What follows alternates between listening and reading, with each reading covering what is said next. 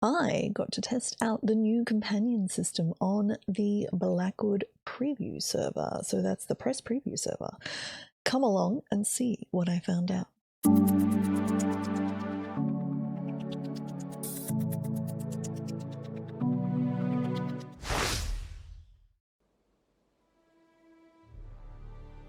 Hello, it's Icy. Yes, that's right. Thanks to Zenimax, I was invited to the press preview server to check out all the new features that are coming with the Blackwood chapter.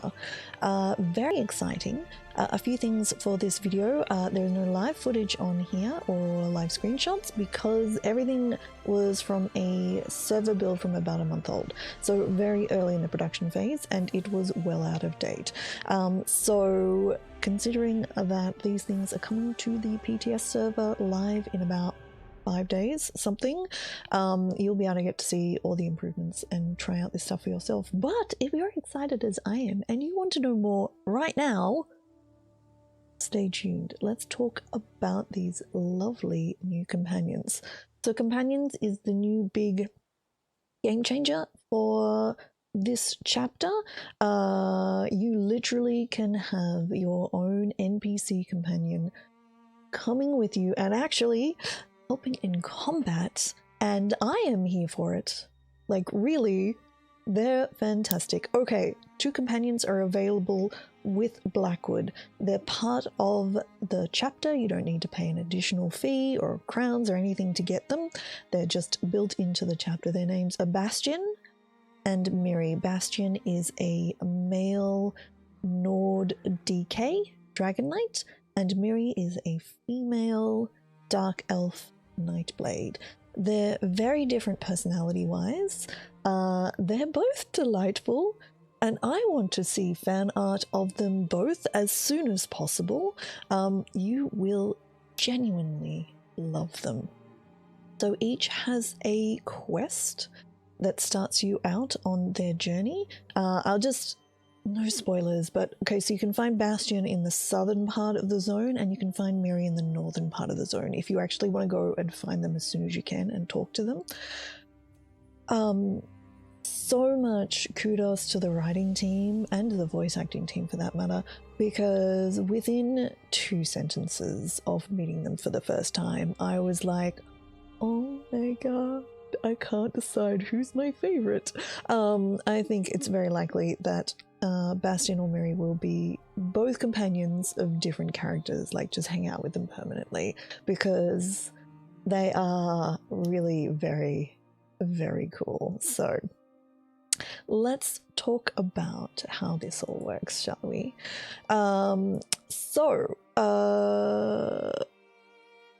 Once you have acquired your new friend, you can call them back whenever you like by summoning them via the collections menu. Now you can also add somebody from the collections menu to your quick slot bar, so if you want to do that, that's an option. One thing I will note is you can have 1 person accompanying you at any one time. So a person is one of your new companions, but they are also your assistants. So for example, the banker or the merchant, if you summon them, they will replace your companion, just so you know. However, importantly, you can also have a pet. So you can now have a companion of some sort, a person accompanying you, and a pet. So you can have either a companion and a pet up, or you can now also have the banker or assistant up and a pet without them being despawned. So they've added kind of an extra companion, like an extra slot, so to speak, just for pets. So pets don't become useless in the new update. You can still want to collect them and get all the cool ones. So I just thought you would like to know that. So once you have summoned your companion, the way you access the menu for them is to actually talk to them, which is delightful. You should talk to them. They have lovely things to say. So you talk to them and gain access to the menu about the companions. One other thing where they are different to the bankers and the merchants is when you change zones, they are automatically resummoned. So unlike the merchant, who you'll have to actively bring back when you change zones, the companions will actually just be resummoned every time. So you don't have to worry about adventuring and then like, where'd they go? We agreed that we would meet in Balmora and you didn't show up, so which is a good thing. So let's talk about more of the mechanics side of the companions. This is a very high overview. I'm not giving you numbers or anything because all that has probably changed between what I saw on the preview server and even what will be on the test server, and could then change again before it gets to live. So I'm just going to talk high level. So your companion has a combat level, and literally while you are questing with them and you are killing things, as you kill things, their combat level goes up. When you first meet them, they have a combat level of nothing. By the time you've kind of maybe done your first little sort of, I don't know, delve with them or something, their combat level will have gone up 1. I did notice that it did seem to be somewhat logarithmic, so it's not like a straight line. So as you get to the higher levels, you need to do more and more things and do more and more difficult things. I suspect it'll be the thing where if you decide to summon the companion, if you decide to quest with them on a very high level character where you're getting a lot of XP, their combat level will probably go up quite quickly. Hard to test that on the preview server because not all of the companion kind of things were fully enabled. So there is, in your first initial window, so you have the combat level, which is like their character level basically, the outfit selector tab. Then you have kind of a skill overview. You have their companion perk. So each of the companions has kind of like a end game, like a once you know them really well, they will give you a perk for questing with them. They are not, each perk is more of a kind of a nice to have kind of thing, nothing that will seriously affect your combat, but really, you know, it's something along the lines of get better gear from chests, that kind of thing. So it will also show you your level of rapport with them, how well they like you or don't like you as well on a slider. So you can raise and lower the rapport with your characters through, you can raise it certainly doing through quests. So if you go and do the companion quests, and they have their own quest lines, and it's not just like one quest where you meet them. No, they want you to go and help you out and do a whole thing, so that's awesome. And you can lower your rapport with them by doing things they disapprove of. So Bastian specifically doesn't like it when you steal, and Mirri specifically doesn't like it when you stab people in the back with the blade of woe. They also don't seem to like it when you let them die. Now, on the preview server, I wasn't able to test this directly. I can only have a general idea of how this works. On the test server, we were basically given like fake food that we could use to raise and lower the rapport, so we could test how that worked. So on the preview, on the PTS server, that should all be working, hopefully. So are there other ways to increase and lower rapport? Hopefully. When I'm able, I'll do another video actually that goes into it in more detail, so keep an eye out for that. And I'm sure this question is in everybody's minds right now. What happens when they like you completely? When your rapport is as high as it goes, will they marry you? And the answer is, you can't use a Ring of Mara on a companion. Which, I'm just like, you should be able to. I tried. I specifically tried to marry a companion who liked me as much as they could like me, and it didn't work. And, you know, I don't think that's fair. I think you should be able to marry them. Just putting that out there. So, they also have specific equipment. So, the equipment will drop. It's specific companion equipment, so don't bother about saving some of your existing gear because you're kind of going, oh, I could give that to my companion. They won't be able to wear it.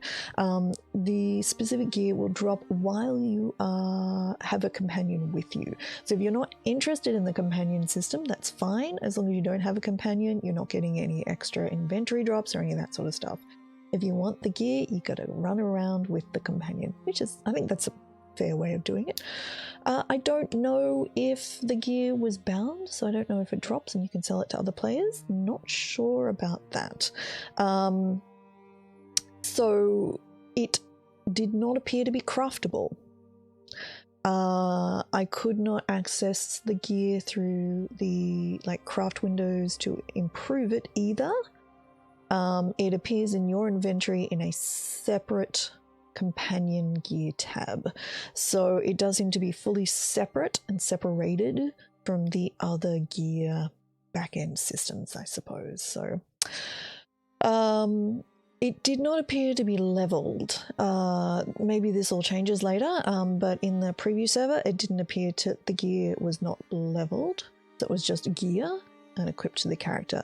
I did have different qualities of gear though, so the companions all are equipped with white quality basic gear, and in the boxes on the template characters there was purple quality gear for the companions, so maybe we can get different levels of stuff. So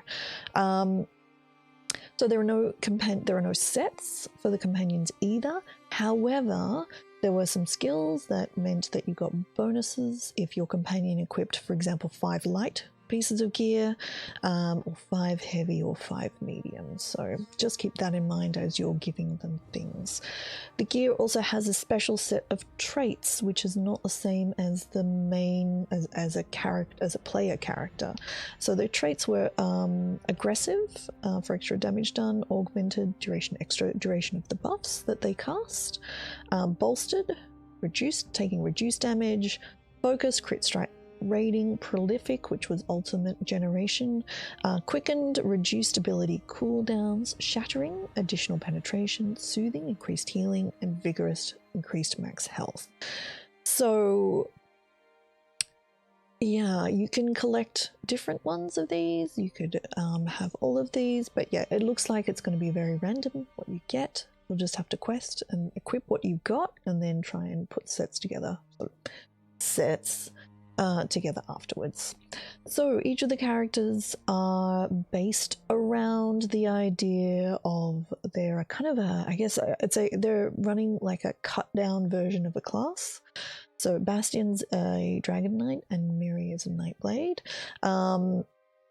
So they have a set of skills that are kind of like simplified, modified versions of those. They only have 3 skills for each role. So they have 3 heal skills, 3 tank skills, 3 DPS skills. They also have skills associated with all of the weapons, and you basically drag and drop those onto a skill bar for them as you would normally. On the preview only, their specific personal kind of ultimate was working. There were no other ultimates that actually worked for me, so I was only able to test out, like their own particular ultimate. But yeah, 5 skills and an ultimate. My characters were, and my companions were low level. I wasn't able to get anybody over kind of level 10, so they do have multiple bars, so you can have 2 weapons equipped, so you can have 2 sets of skill bars, but yeah, so just keep that in mind, as all this was very early on in the testing process as well. They can be magicka based or stamina based, depending on the weapons you equip, much like a normal sort of player character. You've got options there. The big difference is their skills actually work on a cooldown system. You basically want to put in the number 1 slot is the skill you want them to cast the most, and or the skill that's got the shortest cooldown. I think that will be quite interesting to work out how this goes. Well, there'll be some experiment going on to see, I think, which is your most effective there.